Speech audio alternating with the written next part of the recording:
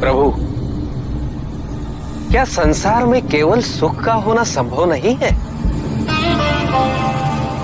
प्रत्येक आत्मा का लक्ष्य केवल सुख की प्राप्ति ही तो है।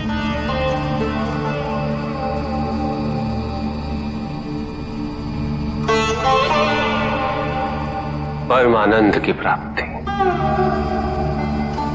किंतु हम सुख नहीं, सुख को प्रदान करने वाली वस्तुओं को एकत्रित करना ही जीवन का उद्देश्य मान लेते हैं। ये समस्त संसार माया है, सब कुछ नश्वर है।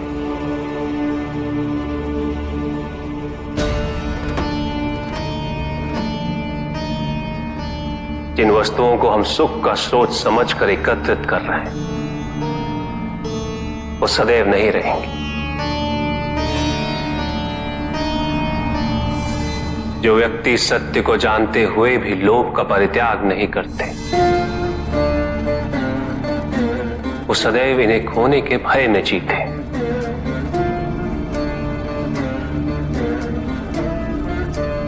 और जो व्यक्ति सत्य को जानते ही नहीं, वो अहंकार में जीते।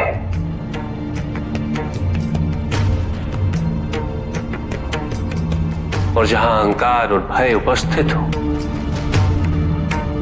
वहां सुख कैसे रह सकता?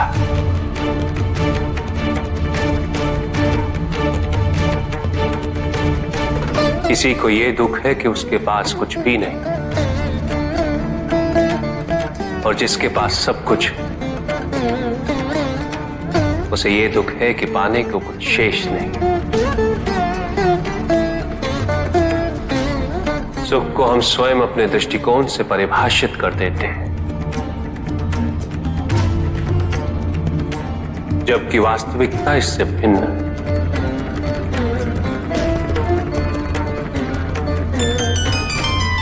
इसलिए आवश्यकता है अनासक्त रहने की। किंतु प्रभु, क्या आसक्ति स्वाभाविक नहीं है? पर दुख का मूल कारण भी तो यही है ऋषि भृगु।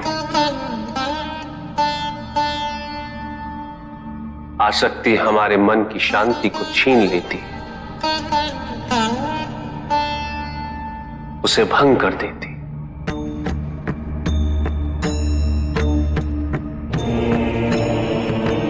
हमारी बुद्धि को स्थिर नहीं रहने देती, उसे चंचल बना देती।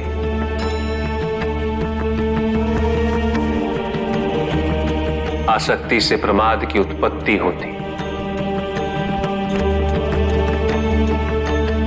प्रमाद मद होता है, और मद अहंकार का स्रोत है। और अहंकार पूर्णतः शुभता में परिवर्तित हो जाता है, अर्थात आसक्ति अशुभता की जननी। इसलिए अनावश्यक है। महादेव, आपने हमें दुख का कारण तो बता दिया, किंतु हम भय के बारे में भी जानना चाहते हैं।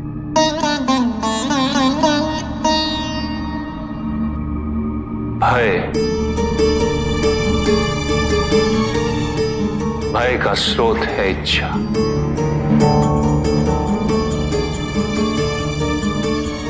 पाने की इच्छा होगी तो उसे खोने का भय भी होगा।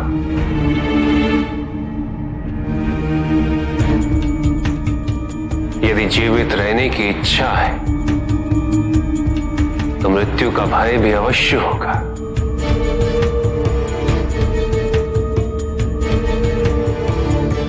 किंतु केवल मनुष्य ही नहीं, देवता, गंधर्व सभी इस भय से ग्रसित हैं।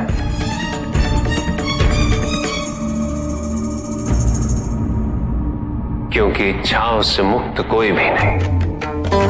असुरक्षा, ईर्ष्या, द्वेष, परनिंदा और षड्यंत्र जैसे पाप भय से ही उत्पन्न होते हैं। और प्रत्येक पाप का प्रायश्चित केवल दुख और कष्ट उठाने से ही संभव होता है।